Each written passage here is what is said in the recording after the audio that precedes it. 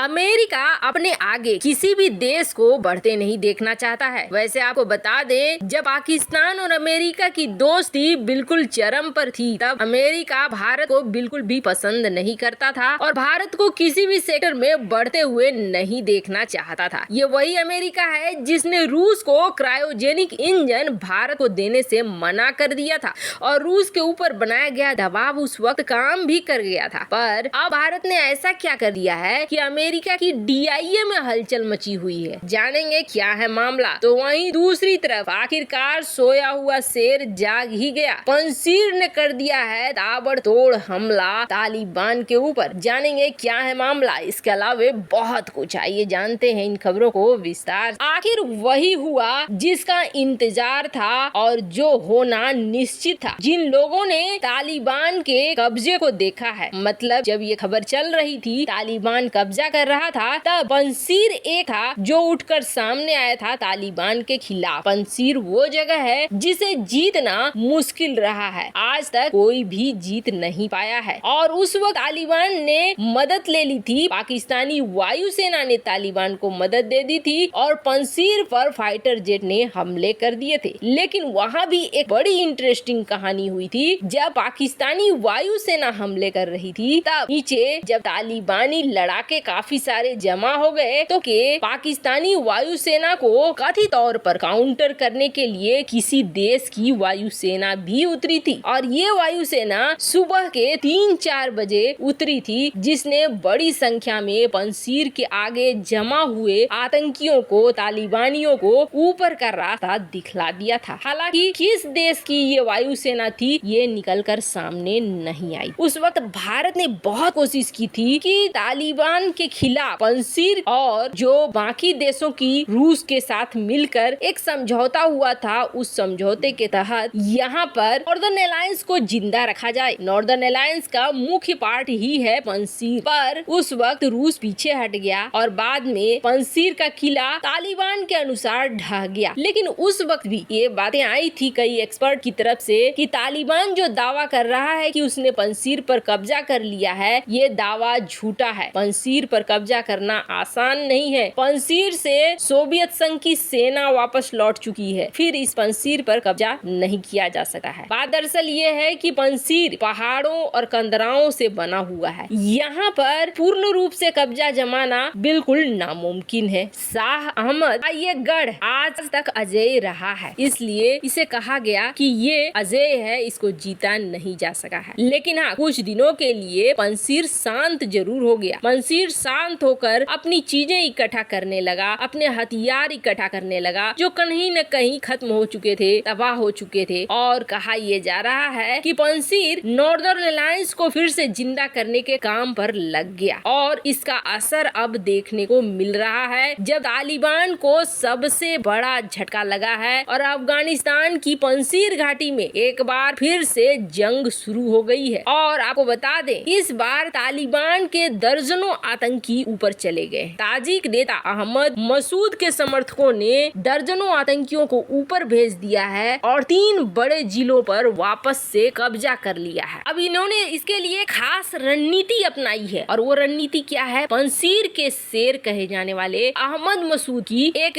सेना है, जिसे कहा जाता है नेशनल रेजिस्टेंस फ्रंट, यानी कि NRF। इन्होंने तालिबान को उसी की भाषा में जवाब देना शुरू कर दिया है। यहाँ पर रूसी सैनिक नहीं सके, बाकी दुनिया के कई सैनिक नहीं सके इस इलाके को जीतना, क्योंकि यहाँ चलता है गुरिल्ला वार। और गुरिल्ला वार मतलब छिप के वार करना, और यही हाल इस वक्त कर रही है अहमद मसूद की सेना। तालिबान के अंदर इतनी घबराहट फैल गई है कि तालिबान ने अब हजारों की तादाद में सैनिक और भारी हथियार पंजशीर घाटी में भेजने शुरू कर दिए हैं। और ये खबर कैसे निकल कर आई? तो अफगानिस्तान के चर्चित पत्रकार बिलावल सरवरी ने तालिबान की ओर से एक वीडियो बनाया है और दिखाया है कि कैसे बड़ी संख्या में तालिबानी सैनिक पंजशीर घाटी में जमा हो गए हैं। उनके साथ टैंक और कई अन्य हथियार बंद गाड़ियां देखने को मिल रही है। अब कहा यह जा रहा है कि तालिबान अपना खुंदस पंजशीर के आम नागरिकों पर निकाल रही है। आम नागरिकों को निशाना बनाया जा रहा है और कई आम नागरिकों के बंधक बनाए जाने की बात भी कही जा रही है। अगस्त महीने में तालिबान सत्ता पे चढ़ा और अब उसके ऊपर बिल्कुल सुनियोजित ढंग से हमले हो रहे हैं। कहा यह जा रहा है कि ये हमले ताजिक नेता अहमद मसूद के आदेश पर किए जा रहे हैं और 12 प्रांतों में जो पहले से ही मसूद का राज था वही चलेगा। 22 तालिबानी लड़ाके ऊपर जा चुके हैं और इसके अलावे कहा जा रहा है 7 टैंकों को भी तबाह कर दिया गया है। ऊपर से 6 तालिबान आतंकियों को भी बंधक बना लिया है। पहले छोटे स्तर पर हमला शुरू हुआ और अब बड़े हमले में बदल रहा है पंजशीर घाटी। स्क्रीन पर आप देख सकते हैं खबर। वहीं जहां यहाँ हलचल मची हुई है तो वहीं अमेरिका के DIA में भी भारत ने हलचल मचा दी है। क्या है ये DIA? तो DIA जानने से पहले एक बार आप जान लीजिए कि अमेरिका ने कभी भारत की प्रगति देखनी पसंद नहीं की है। USSR को क्रायोजेनिक इंजन देने से